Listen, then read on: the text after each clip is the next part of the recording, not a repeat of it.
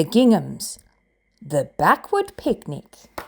One beautiful sunshiny morning, Sarah made a whole stack of sandwiches, some with jam and some with marmalade.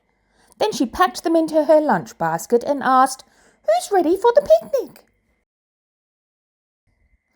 The Sailor Doll twins, Henry and Harriet, smiled at each other, which meant that they were ready. Barney the dog said, "Woof," which meant that he had been ready since breakfast time. So Sarah hitched Barney to her little wooden dog cart. She carefully put the dolls and the lunch basket in the cart. Then off they all went up the road as fast as they could go to call for their best friend, Dan. But what a disappointment! Dan couldn't come with them after all. "I'm sorry, Sarah," he said, "but I have too much work to do. My brother Tom has gone to visit our cousin and I have to take care of the animals." "You could do your work later," Sarah suggested. But Dan shook his head. "Our pony stall needs sweeping right now," he said. "The pigs are thirsty and the chickens and ducks are hungry. You'll just have to go without me." Without Dan, they all set out for the picnic grounds at the top of the hill, but Sarah felt fidgety.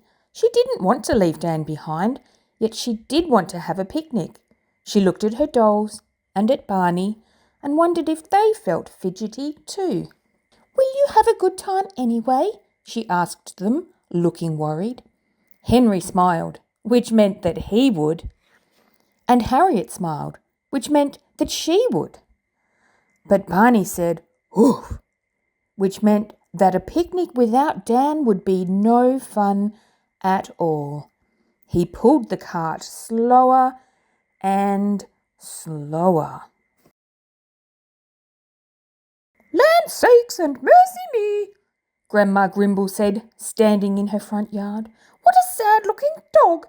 Maybe a piece of my chocolate cake will cheer him up." She hurried right indoors and cut a thick slice for them to share.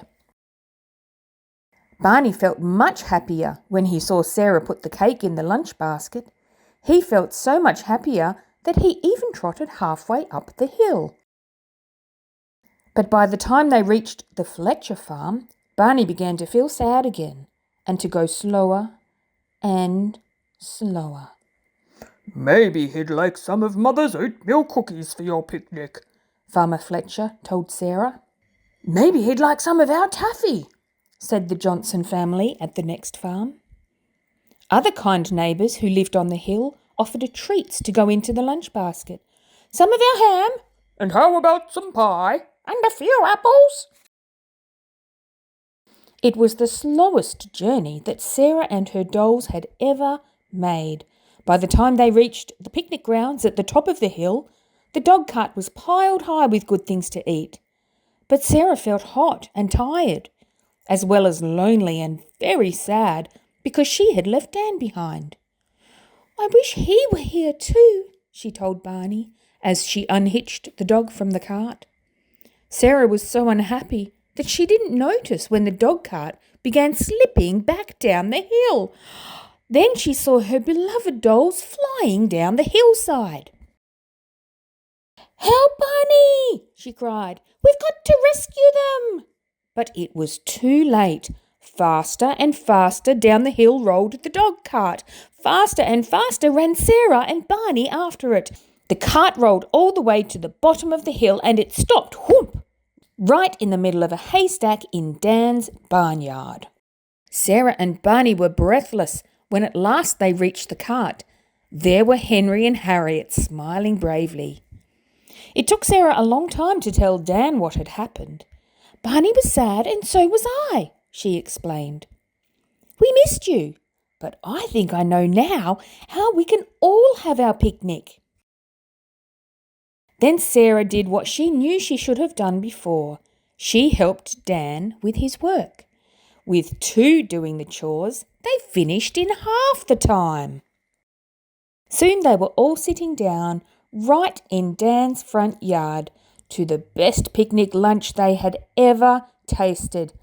"This was really a backward picnic," said Dan, laughing as he took a second oatmeal cookie.